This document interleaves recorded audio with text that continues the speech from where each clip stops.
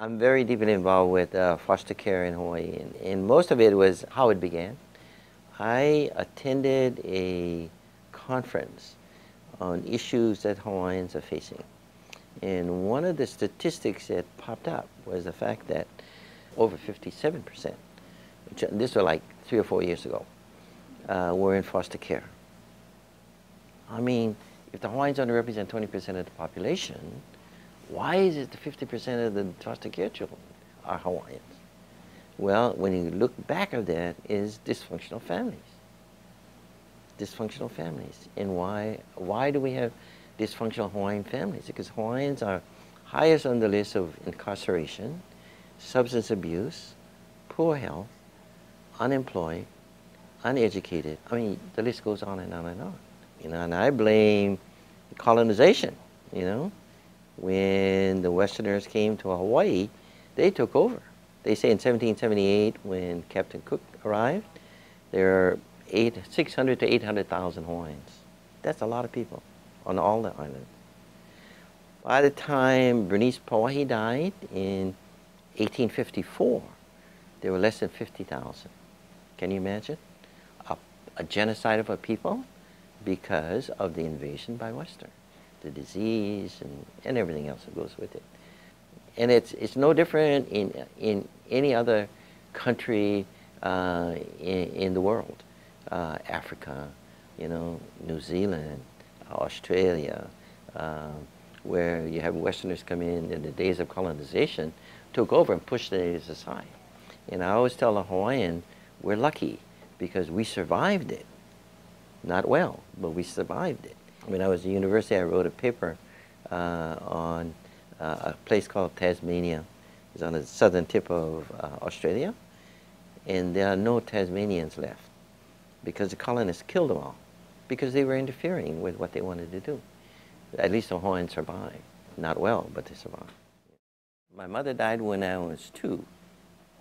So I was lucky to have had my grandparents, my Hawaiian side family, hanai me.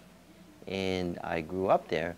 But the time came when my grandparents died, my tutukani died when I was 13 years old. Then my father, who was non-Hawaiian, came to get me. I never saw this guy before. And all of a sudden, he comes to get me. But you see, I was hanai'd, I was not adopted, so there's no way my tutus can, keep me. And that was a very unhappy time in my life because I went from place to place in a family environment that was not as loving and caring as I had come from. So I can imagine these children who are removed from family, put in a foreign environment, and have to cope. So what else would you expect? That they become, kids with problems? There was a law, and I learned this from a kupuna to call and complain that her mopuna was being adopted by a non-Hawaiian family, and the family was going to move to Texas and take the baby with them. And so she would never see the child again. She tried to intervene in the adoption hearing, and the judge said she couldn't.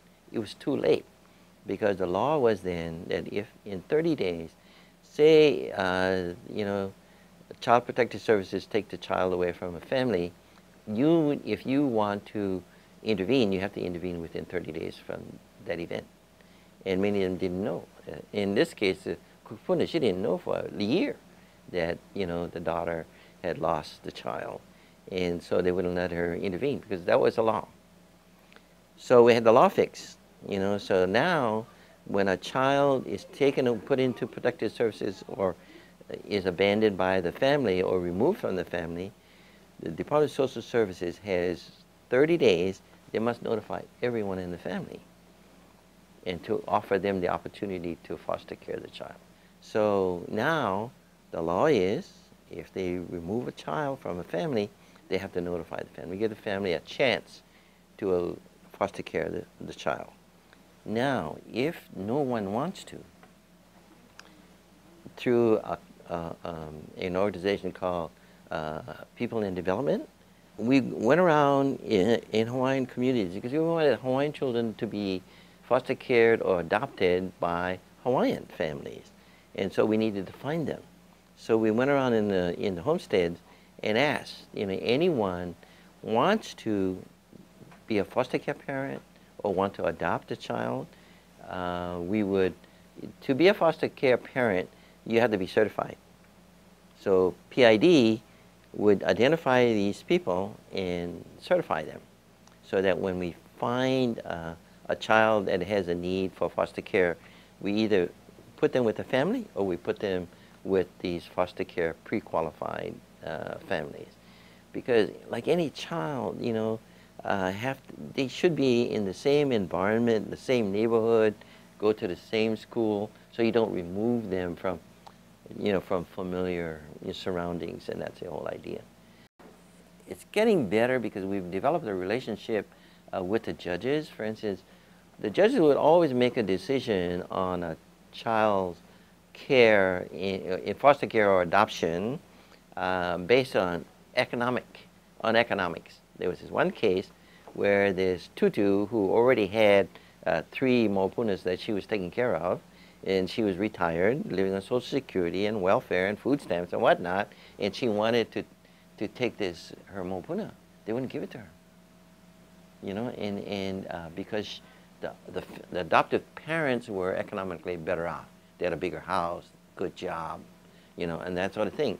And I said, that's wrong, because for myself, I grew up in an environment where we had no money. We subsisted living. I mean, we had our own lo'i, we raised our own pigs and that sort of thing. We didn't have money, but we had a loving family and a loving environment.